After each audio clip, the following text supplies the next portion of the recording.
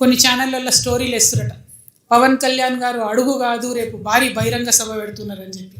పెట్టుకోండి, సినిమా యాక్టర్లు ఏముంది, మాకు పోయేదేముంది. కానీ రాజకీయం చేస్తామంటే కుదరదు. ప్రజలందరూ కూడా ఖచ్చితంగా కలిసి ఓడగొడతాం.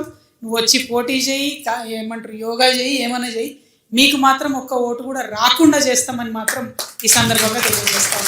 ప్రజలుగా కలిసి ఉండాలి, పార్టీలుగా ప్రాంతాలుగా విడిపోవాలని కోరుకున్నాం కాబట్టి సహనశీలతతో ఉన్నాం. ఆ సహనశీలతను మీరు తప్పర్థం చేసుకొని మళ్ళా మా నెత్తి మీద ఎక్కి రాజకీయం చేస్తామంటే మాత్రం చూస్తూ ఊరుకోము. ఇది అటువంటి తెలంగాణ కాదు.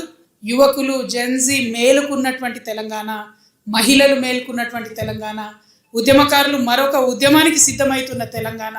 కాబట్టి మాతోని పెట్టుకున్నాడు ఎవడు బాగుపడలే చరిత్రలా. ఇట్లా మళ్ళొక్కసారి పెట్టుకోవద్దు. మీకు విస్తరించాలనే ఆకాంక్ష ఉంటే ఏ తమిళనాడు కర్ణాటక ఓన్రు కానీ పొరపాటున కూడా తెలంగాణ దిక్కు తిరిగి చూడొద్దని మాత్రం పవన్ కళ్యాణ్ గారికైనా తెలుగుదేశం పార్టీకైనా మేము హెచ్చరిక చేస్తూ ఉన్నాం. రాష్ట్రం ఏర్పడ్డాక ఏమంటారు పవన్ కళ్యాణ్ గారు, నేను 11 రోజులు అన్నం తినకుండా పస్తులుండి బాధపడ్డ తెలంగాణ వస్తే అన్నాడు. నీకు మా రాష్ట్ర ఏర్పాటే ఇష్టం లేను అనివి నువ్వు వీడికి వచ్చేం రాజకీయం చేస్తావు? మా ప్రజల బాధ, మా 1200 మంది బిడ్డలు చనిపోతే వచ్చిన రాష్ట్రానికి నువ్వు 11 రోజులు మేము దివసాలకు ఏడిచినట్టు ఏడుస్తావు. తెలంగాణ రాష్ట్రం వస్తే నువ్వు వచ్చి ఇక్కడ ఏం చేస్తావు? రాజకీయం రాణిస్తామా నిన్ను? వస్తే సభ పెట్టుకోపో, సినిమా యాక్టర్ 2 డైలాగులు చెప్పిపో, మాకేం ప్రాబ్లం లేదు. కానీ మా రాజకీయంలో మా ప్రాంత అంశాలలో మాత్రం దూరొద్దు. మా ఆవేదన ఏంటంటే ఈ 12 ఏళ్లలో టీడీపీ పార్టీ కానీ, వైఎస్ఆర్సీపీ కానీ, పవన్ కళ్యాణ్ పార్టీ కానీ ఎప్పుడైనా మన నీళ్లు గుంజుకుందామనే చూసిరు కానీ సమానంగా పంచుకుందామన్నారా? సామరస్యంతో వ్యవహారం చేసిండ్రా? కరెంట్ వాళ్ళని ఉద్యోగులను అడిగి పంపిస్తే జాయిన్ చేసుకోకుండా తిప్పి పంపిరు తప్పితే జాయిన్ చేసుకున్నారా? అంటే మీరు ఏదన్నా పద్ధతి పాటించిరా? ఎన్నడన్నా మా రాష్ట్రం మంచి కోరుకున్నారా?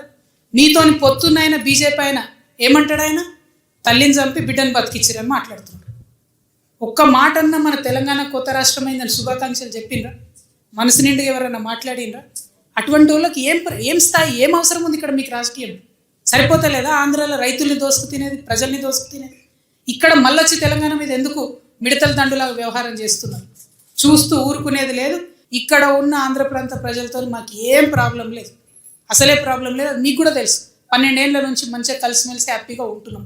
ఆంధ్ర రాజకీయ నాయకులతోని మాత్రం మాకు ప్రాబ్లం ఉంది, ఉంటుంది. రేపటి నాడు కూడా మీరు తెలంగాణ వైపు కన్నేసి చూస్తే ఖచ్చితంగా ఉంటుంది. మా తల్లి మీద కన్నేస్తే చూసుకుంటా కూర్చునే దద్దమ్మ ప్రజలు లేరు ఇక్కడ. ఖచ్చితంగా పిడికిలెత్తుతాం, ఖచ్చితంగా ఉద్యమం చేస్తాం, ఖచ్చితంగా మిమ్మల్ని ఎదుర్కొంటాం.